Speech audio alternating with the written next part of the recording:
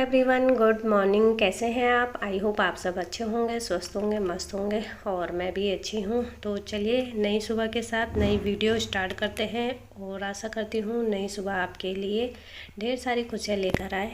तो मॉर्निंग के 5:30 बजे उठ के मैंने फटाफट से सब काम कर लिए हैं। ब्रेकफास्ट भी हो गया है हमारा और किचन की क्लीनिंग भी हो गई है।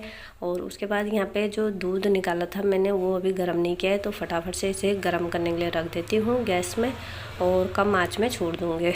और मुझे आज अपने इस वाले रूम की अच्छे से क्लीनिंग करनी थी, क्योंकि ये वाला रूम ऐसा है कि यहाँ मतलब स्टोर जैसा रूम है और मतलब हमारे जो पुराने सामान हैं वो हम यहीं रखते हैं। मम्मी की पुराने चीज़ें हैं वो भी यहीं रहती है और जो मेरी शादी में मुझे मिला था वो भी यहीं रहता है। तो इसलिए यहाँ पे मैंने सोचा यहाँ का डेकोरेट कर देती हूँ इस रूम को। इस रूम की अच्छे से काया पलट करते हैं और जैसा मुझे अच्छा लगता है उस तरीके से इस रूम को मैं अच्छे से मेकओवर करने वाली हूँ। और जो सामान जैसा था मैं आज चेंज कर दूँगी, क्योंकि जब हम अपने रूम को चेंज करते हैं दूसरे उसमें चेंजिंग लाते हैं तो वो काफ़ी सुंदर लगता है वो रूम तब। तो यहाँ पे से मैंने ये चारपाई हटा दी है और इस साइड में मैं जो मेरा शादी का बेड है उसको इधर को डाल दूँगी। तो ये शादी का बेड है, जब कोई गेस्ट आता है तो वो इस रूम में हम गेस्ट को रख लेते हैं, क्योंकि ये रूम खाली ही रहता है हमारा। और जब रूम खाली रहते हैं तो वहाँ थोड़ा जल्दी ही गंदा धूल वूल जम जाती है, तो इस रूम को बार बार साफ़ करना पड़ता है। तो इसलिए दिवाली में भी मैंने इसकी क्लीनिंग करी थी और उसके बाद पर मैंने इसका मेकओवर नहीं कर पाई थी और खाली मैंने इसकी अच्छे से क्लीनिंग करी थी। तो आज मैंने सोचा अपने इस वाले रूम को अच्छे से मेकओवर कर देते हैं और इसको अलग तरीके से चेंज कर देते हैं। तो जो ये वाला मेरा बेड है उसमें काफ़ी सामान है, तो वो भारी होता है खिसकाने में। तो मैंने अपने बेटे को बुलाया कि मेरे साथ थोड़ा हेल्प कर दो, क्योंकि ये बेड मुझसे आगे मतलब हिल नहीं रहा था, खिसक नहीं रहा था। तो मेरे बड़े बेटे ने ही मेरी हेल्प करी इसको खिसकाने में।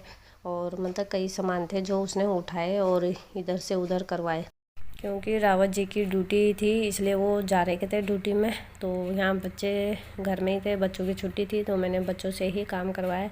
और वैसे माँ ही है जो बच्चों को हर काम को सिखाने में हेल्प करती है और सिखाती है, समझाती है। अगर बच्चे बड़े हैं तो बच्चों से काम ज़रूर कराना चाहिए, क्योंकि अगर हम छोटे छोटे काम नहीं करवाएंगे तो बच्चे बहुत आलसी हो जाते हैं। अगर हम उनको नहीं बताएंगे कि छोटे काम कैसे करने हैं, बड़े काम कैसे करने हैं, तो बच्चों को नहीं समझ आता है। तो इसलिए बच्चों को सिखाते रहें काम भी बीच बीच में। लड़का हो या लड़की, काम सभी के काम आता है बच्चों के, क्योंकि एक दिन तो सभी ने बड़ा होना है। तो चलिए बेड मैंने सेट कर लिया है और यहाँ पे मैं अच्छे से क्लीनिंग कर लूँगी। ये वाली स्लिप में जो सामान थे उनको अच्छे से झाड़ के और उनको उसी तरीके से लगा दूँगी। तो ये जो मेरा टीवी है बहुत पुराना, मतलब शादी के टाइम का है। तो 2006 में शादी हुई थी, तो आप लगा ही सकते हैं कितना पुराना टीवी है।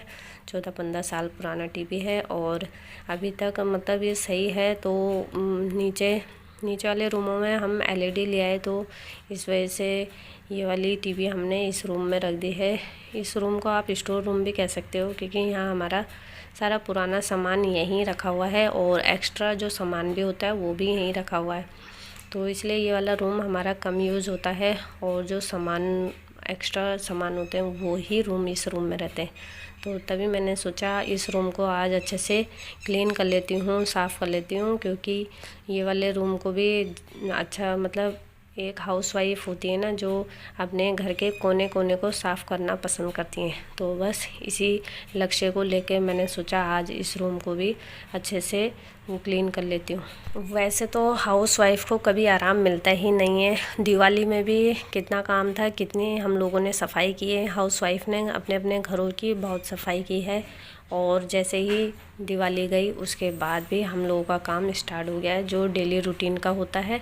तो अपने अपने डेली रूटीन में फिर से सब हाउसवाइफ लग गई हैं और मैं भी लग गई हूँ।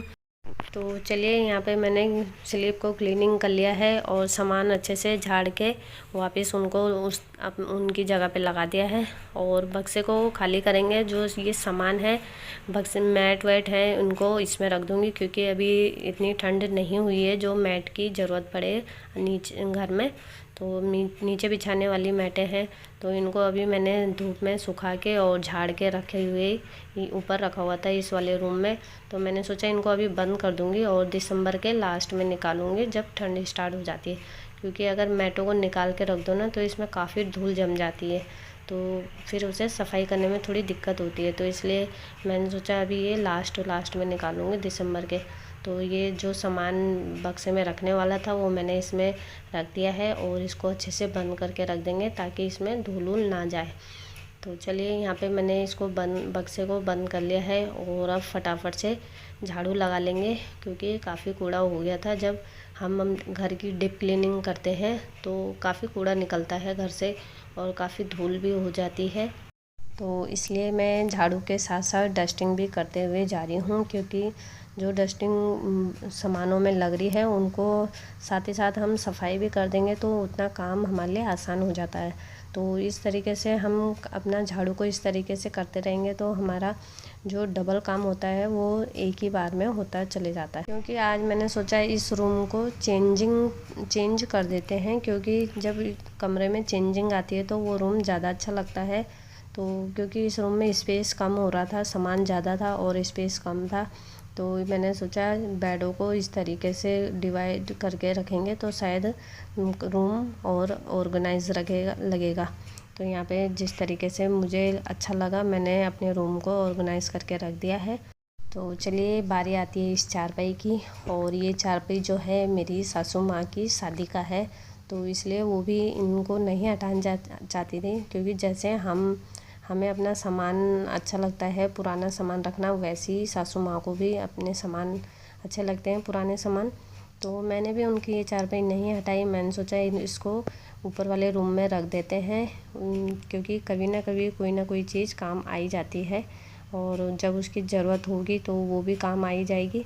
तो फ़िलहाल इसको यहाँ इस रूम में रख देते हैं और इसको साफ़ करके मैंने इस रूम में रख दिया है। और इसी रूम में मेरे जो पार्लर का सामान था वो भी यहीं रहता है, क्योंकि काफ़ी टाइम पहले मैं पार्लर का काम करती थी, पर किसी कारण मतलब घर की प्रॉब्लम के कारण मैंने पार्लर बंद कर दिया। और क्योंकि सासू माँ का भी सपोर्ट नहीं रहा था उस टाइम पे, और वैसे तो अभी भी वो नहीं चाहती हैं कि वो करूँ पार्लर, क्योंकि फिर लेडीज़ को तो घर से बाहर ही रहना पड़ता है ना, तो इसलिए वो नहीं चाहती थी कि वो बाहर काम करे, फिर घर की भी प्रॉब्लम हो जाती हैं। तो कोई नहीं, वो समय भी ऐसे ही चल रहा था तो काफ़ी दिक्कतें आ रही थी, बच्चे भी छोटे थे, तो इसलिए मैंने सोचा जब कभी टाइम मिलेगा तो उस टाइम कर लूँगी ये काम को। पर अब जैसे जैसे समय हुआ है अब मुझे इसमें टाइम नहीं मिल पा रहा था, और इतना टाइम हो गया और अभी भी मुझे टाइम नहीं मिलता है, तो मैंने उसे सामानों को इसी रूम में रख दिया था। जो भी आता था वो यहीं मैं काम कर लेती थी। तो चलिए कोई नहीं, जो गया वो लौट के तो नहीं आता है, पर हम लोगों के लिए, हाउसवाइफ के लिए यूट्यूब ऐसा प्लेटफॉर्म है जहाँ से हम लेडीज़ें इनकम कर सकती हैं, पर उसमें यूट्यूब चैनल में काफ़ी मेहनत करनी पड़ती है। तो यूट्यूब से भी मेरी रिक्वेस्ट है कि प्लीज़ हाउसवाइफ की हेल्प करें और उनकी मदद करें, उन्हें सपोर्ट करें। तो चलिए यहाँ पे मैंने ये झाड़ू हो गई है और डस्टिंग भी हो गई है अच्छे से। तो चलिए अब बेड में बिस्तर बिछा दूँगी, क्योंकि बिस्तर नहीं बिछाया था, झाड़ के और बाहर रख दिए थे। तो अब ये ले आई हूँ मैं अंदर और इनको अच्छे से बिछा लेंगे, और गद्दा मैंने लगा दिया है और इसके बाद सीधा मैं इसमें बेडशीट भी बिछा दूँगी। वैसे भी अगर घर में सफाई ना हुई हो और सबसे पहले हम बेड को क्लीन करके साफ़ करके लगा दें तो घर वैसे भी अच्छा दिखने लगता है। तो जो घर का मेन पार्ट है वो बेड शीट से ही होता है, क्योंकि बेड साफ़ रहेगा तो घर भी साफ़ दिखता है। तो चलिए यहाँ पे मैंने बेड शीट बिछा दी है, और अब मैं ये जो चारपाई है इसमें भी एक दरी रखी हुई थी तो उसको बिछा दूँगी, क्योंकि खाली चारपाई भी अच्छी नहीं दिखती है। तो इसमें ये वाली दरी बिछा के, और जो मेरी ये बेंच है उसमें भी एक हाथ से बुनी हुई जो चादर आती थी पहले, उनको वो रखी हुई थी, तो उनको बिछा दूँगी, क्योंकि खाली सामान दिखने में अच्छा नहीं लगता है। तो उसमें कुछ बिछा देंगे तो बैठने के भी काम आ जाता है वो। तो चलिए, यहाँ पे मैंने इन दोनों में, चारपाई में और जो बेंच थी उसमें भी मैंने वो बिछा दी हैं दरियाँ। तो यहाँ पे मेरे पास फ़ोटो के थी, हमारी शादी की फ़ोटो के और मेरे दोनों बच्चों की बचपन की फ़ोटो के हैं, छोटे की। तो वो वाली फ़ोटो के थी, तो मैंने सोचा वॉल में यहाँ पे लगा देती हूँ। तो यहाँ पे मैंने दोनों फ़ोटो के लगा दी हैं। तो चलिए, यहाँ पे मैं जो बक्सा खाली पड़ा हुआ था उसमें भी ये वाली जो बेडशीट थी, मेरी छोटी बेडशीट है, तो मैंने सोचा वो इसमें बिछा देती हूँ, क्योंकि ये बेडशीट मेरे बेड में नहीं आती हैं और थोड़ी ओल्ड भी हो गई हैं, तो मैंने सोचा वो इसमें लगा देती हूँ। तो चलिए, इस रूम की तो हो गई है मेरी डीप क्लीनिंग। अब आती है मॉपिंग की बारी। तो मॉपिंग कर लेंगे पूरे रूम में, क्योंकि जब मॉपिंग होती है तो जो पतली धूल होती है वो पूरी साफ़ हो जाती है अच्छे से, और पूरे रूम में तब अच्छे से चमक से आ जाती है। मतलब मॉपिंग करने के बाद ही रूम में चमक आती है। तो चलिए, यहाँ पे मेरी मॉपिंग भी हो गई है और आप फाइनल लुक देख सकते हैं मेरे रूम का।